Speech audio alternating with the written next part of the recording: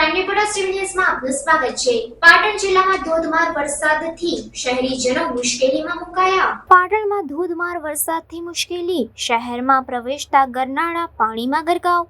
શહેરમાંથી બહાર આવવાના રસ્તાઓ બંધ થયા। વહેલી સવારે નોકરી જતા કર્મચારીઓ ફસાયા।